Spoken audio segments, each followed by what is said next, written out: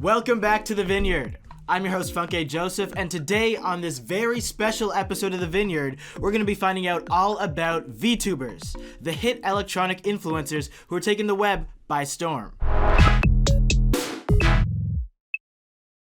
Whether you like it or not, we're living in an online world. With the global pandemic and massive companies now implementing permanent work from home policies, we're on our computers now more than ever. Good screen and bad screen have merged into one. Zoom calls have become a normal form of communication, and the lines between IRL and URL are getting blurrier and blurrier every day. All of these factors have combined to create the perfect storm for a new kind of influencer. One full of pixels and passion. VTubers are popping up everywhere. And if you haven't heard of them, they're basically virtual avatar content creators that have been making waves on YouTube and Twitch. People and companies are using face and hand tracking technology in combination with virtual reality devices to breathe life into characters they've created. It's pretty wild. When I was talking to my family about this trend, they thought it was nuts. But I genuinely believe that this is the next logical step in online influencers. VTubers offer a layer of anonymity and creativity that regular streaming just doesn't.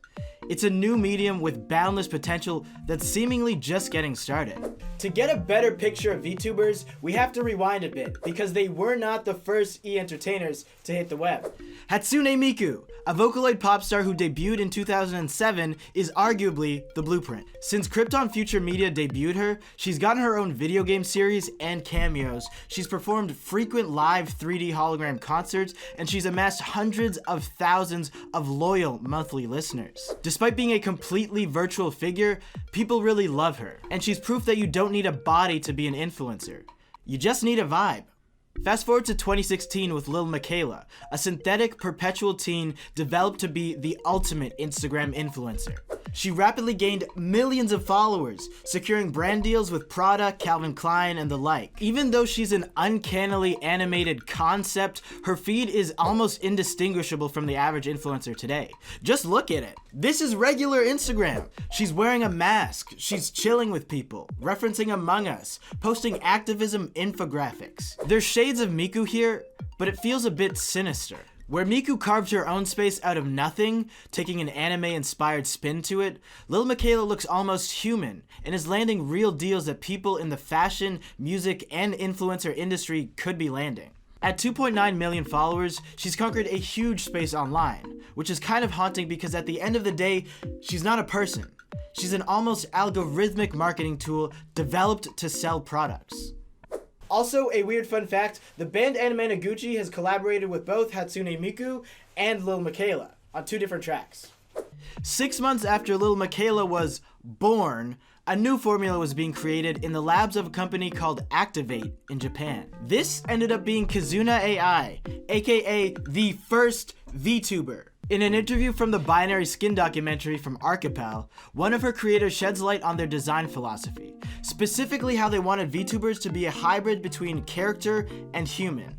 Osaka goes on to remark that there's people who have something to say, but don't want to show their face, which is some real shit. This made me think about how we all craft personas and personalities on social media, kind of like cartoon versions of ourselves with exaggerated traits.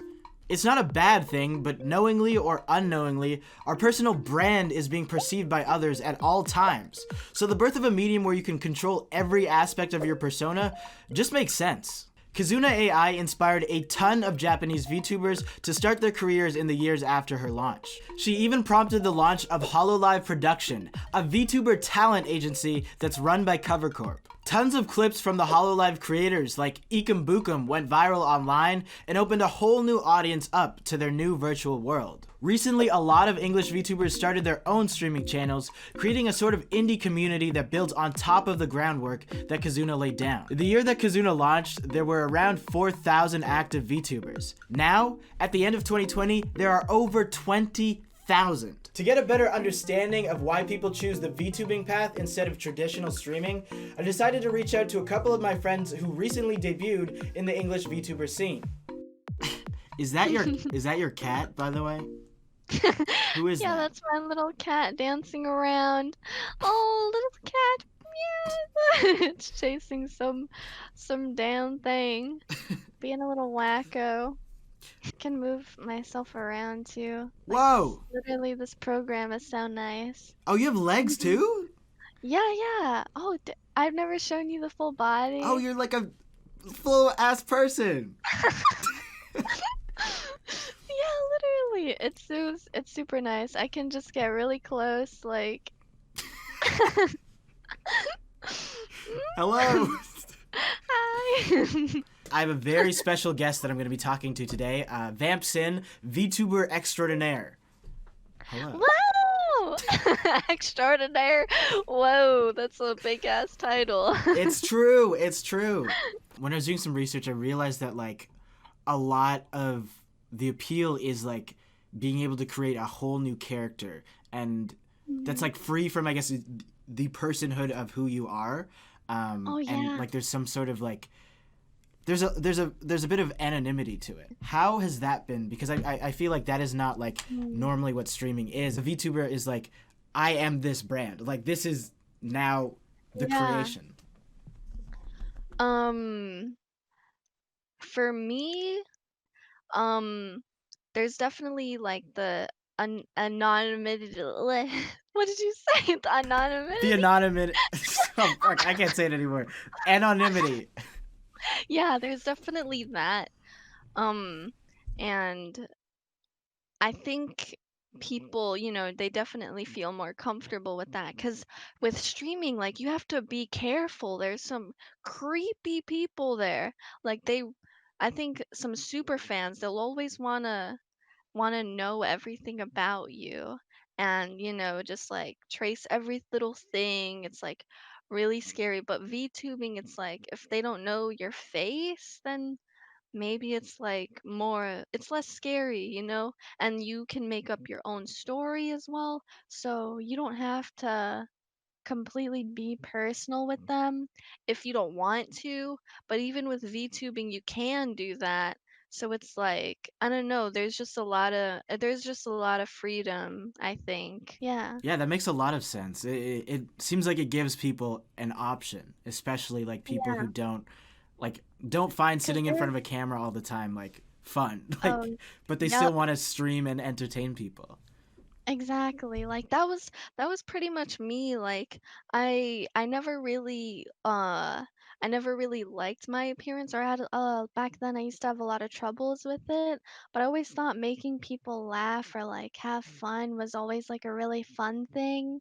So it's like, VTubing is kind of perfect for that because you can just like do whatever and it's really nice. And I don't know, I just feel really chill whenever I have it on. It's like no one can tell me what to do.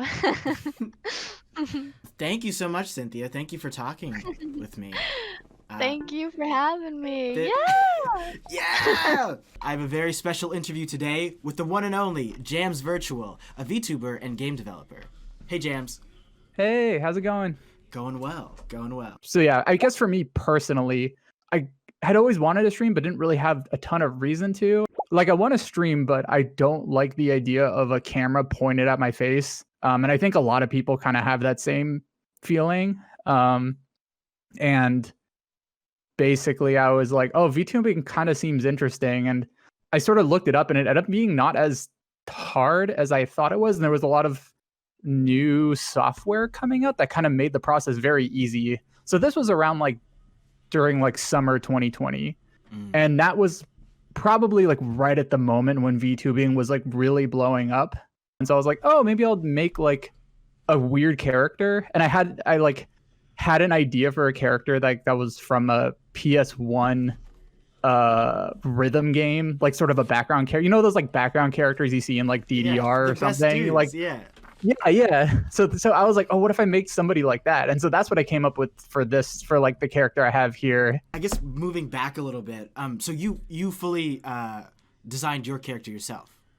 Yeah. So I have like I'm like okay at 3D modeling. I've done like low poly art in the past.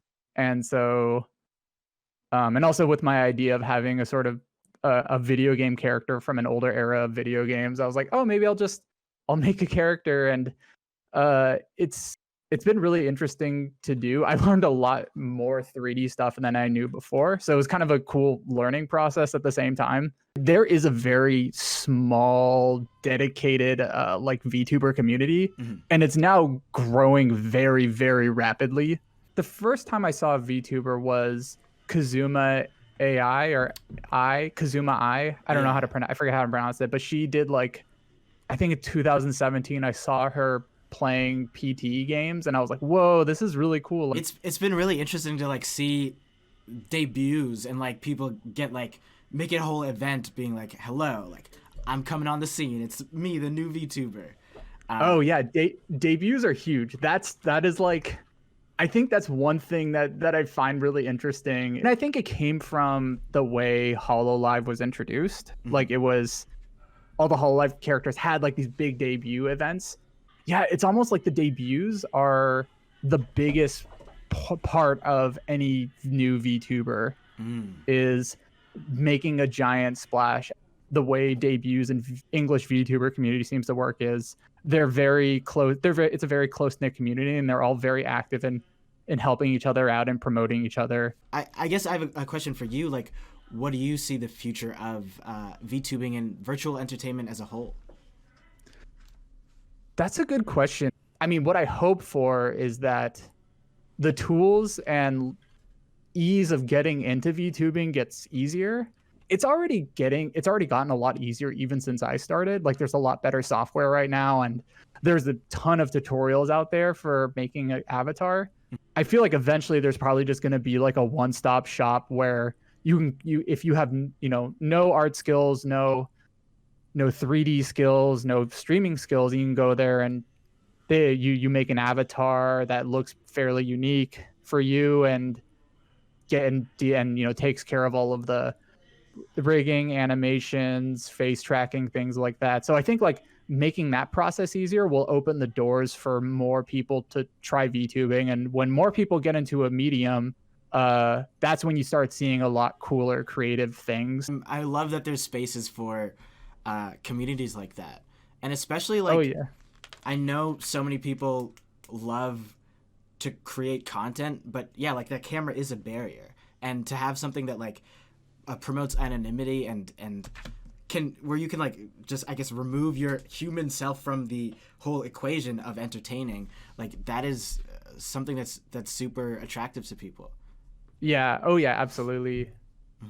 That's I mean, that's like part of the reason I did it. I mean, yeah, like I wanted to stream for a long time, and finally was just like, oh, what if I just like made a character and just played them?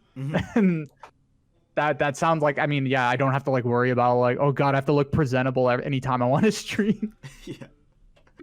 Thanks to those interviews, I got a way clearer vision of the Hannah Montana-esque lives that VTubers are living. There's one more thing I need to do to truly understand what it means to be a VTuber, and that is to become one. I asked my friend Unsi to recreate me as an electronic Funké Frankenstein, and they did not disappoint. Help, I'm turning into a VTuber! Clone? Oh my god.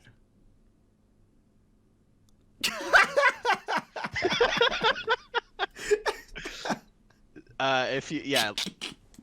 And it actually works with the headset, so. Hello. No. This. Hello, I'm Funké. Whoa.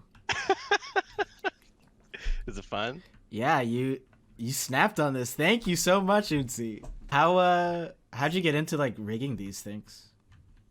Well, I honestly, like, I started with just 3D modeling in high school, and I was a furry back then, and I was like, I want to become a furry 3D modeler.